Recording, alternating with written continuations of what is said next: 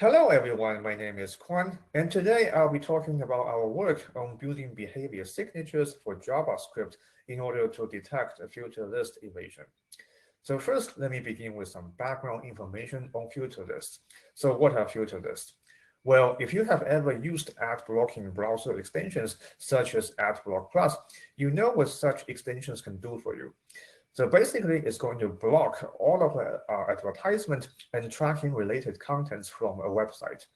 But behind the scenes, how do browser extensions such as AdBlock Plus know which resources to block?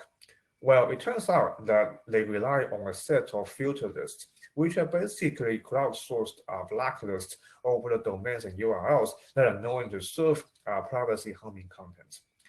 But such filter list-based blocking is prone to simple evasion attacks from the web trackers. So for example, one of the things the web trackers can do is to simply move their contents which are being blocked at one location and hosting them on a different location. And given the crowdsourced nature of the filter lists, it's going to take some time, if ever, for those new locations to be blocked as well. Another thing the web trackers can do is to convince the website owners to inline their content directly into the page. So in such cases, there would be no domain or URL for the filter list to target, so it becomes impossible to block them. Finally, if the web trackers want to be really malicious, they can also merge their tracking scripts with other benign scripts that implement desirable functionalities, such as a video player for a website. So this is going to present filter list-based blocking with a lose-lose scenario of having to choose between either allowing the benign contents or allowing the privacy harm. So to summarize, it is really trivial for the web trackers to evade filter list blocking, but by comparison, it is significantly more difficult to even be able to detect when such evasions are taking place. And therefore, our goal in this work is to detect filter list evasion. And in particular, we want to focus on the executable JavaScript code because such contents have the potential to cause the most privacy harm simply by virtue of the flexibility of being able to execute arbitrary code in the user's browser. And in terms of methodology, we rely on building identifying behavior signatures of the privacy harming scripts. And then based on the signatures, we further build a tool to allow us to detect filter list evasion in the current web. But in order for us to build behavior signatures, we first need to know what the scripts are actually doing during runtime. So for this purpose, we rely on a set of browser instrumentations, which we refer to as page graph.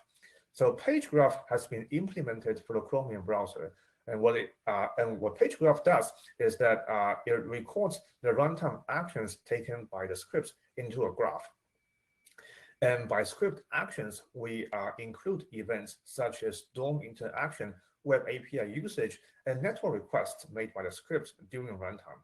So all of these are recorded into a graph that naturally extends the notion of a DOM tree, which is already maintained by the browser.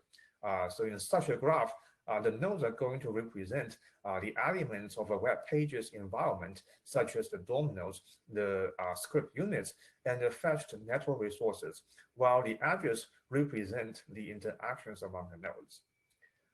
Page graph is an effort that's spearheaded by Brave Software, which is our collaborator for this work. And Brave has also open sourced the page graph. And here is a sample page graph which we recorded for a web page that contains the open source fingerprint.js2 library. So next, I'm going to talk about how we generate signatures from the actions recorded by page graph. And to do that, I first need to refresh up on the concept of the JavaScript event loop. And this concept is a consequence of the fact that JavaScript has only a single threaded execution model. So what this means is that for a given web page, only one script on the page can execute at any given time. And whenever a script is executing, it's going to monopolize the CPU until either it finishes or otherwise voluntarily yields control. So in this arrangement, whenever a script is given a chance to execute on the CPU, we refer to this as the script being given one turn on the event loop. And therefore, in order to extract the signatures, all we have to do is to extract all the actions that happened for a script during one turn on the event loop. And if the script is given multiple event loop turns, then we will extract multiple signatures. And therefore, under this definition, an event loop signature is a subgraph of an entire page graph that will record it for a web page. And here is one such example of a page of an event loop signature, which we extracted for a canvas fingerprinting script. So in this example, we can easily see that during one turn on the event loop, the script first injected a canvas element, and then you used two web APIs to operate on the canvas element in order to derive a fingerprint for the browser. Now, we want to make the point that not all of the event loop signatures are equally important for detecting future list evasion. This is because for such purpose, we are only interested in the signatures which contain privacy-related events. And in this work, we define such events to be those that are related to either storage accesses or to making network requests. So these two types of events are important because, for example, in the case of storage events, it might be possible that the script is trying to persist a tracking ID in a user's browser, while for network events, it might be possible that the script is trying to leak privacy-sensitive information about a user to third parties. Now, in order to use our signatures to detect future list evasion, we first need to have a notion of ground truth. And for this purpose, we use the scripts which are currently blocked by EasyList and EasyPrivacy as our starting point. So basically, we're going to crawl the Alexa top 100,000 websites, and then we're going to extract all of the privacy-related event loop signatures from the EasyList, EasyPrivacy blocked scripts. But then again, we want to mention that not all of the signatures extracted in this manner will be useful for detecting future list evasion. This is because in order to reduce false positives, we have to impose a minimum size on the signature. And this is necessary because, for example, if the signature is really small, let's say containing only 2 nodes and one edge, then such signatures will not be specific, and they will end up matching a lot of unrelated scripts. So the way we determine the minimum size is to use an iterative approach. So basically, we're going to start at a very small minimum size, and then we're going to manually inspect random samples of the scripts which are matched by the signatures. And if we find a false positive during this manual inspection, then we're going to increase the minimum size and then try the whole process again. So in the end, we arrived at a final minimum size of 13 edges and 4 nodes. Now for evaluation, as I mentioned, we applied our system to crawling the Alexa top 100,000 websites. So from the scripts which were encountered during this crawl, we generated close to 2 million instances of privacy-related event loop signatures. And from these 2 million, about 400,000 of them are unique. So this number is smaller because a lot of the scripts are included on multiple websites, and they all end up generating the same signatures.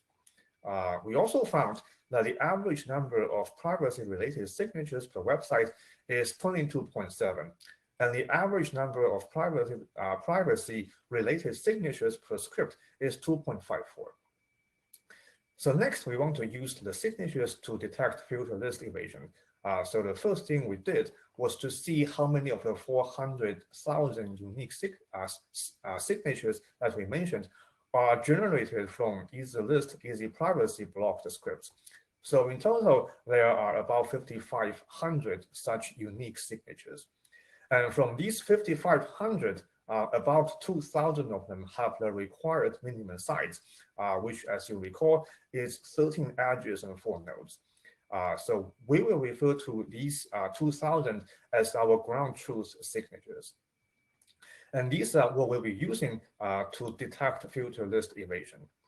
The rest of the 3500 do not have the required minimum size, so we refer to these as the small signature set, and we discard them, meaning we do not use them to detect filter list evasion. In the table here, we show statistics for the scripts which are matched by the signatures in both of the two sets I just mentioned. So as you can see here, our ground truth signatures matched a total of 14.8 thousand unique scripts. And of these 14.8 thousand, 11.2 thousand of them are blocked by easy list and easy privacy. But we also found about 3,000 unique external scripts, as well as 500 inline scripts that exhibit the same privacy harming behaviors as those blocked by easy list and easy privacy, but currently they evade filter list blocking. So in total, we found about 3,600 unique evading scripts. In the table here, for comparison, we also show the corresponding numbers for the small signature set. So the point here is to show that they ended up matching much more scripts. And this confirms that they are indeed less specific and therefore more likely to introduce false positives.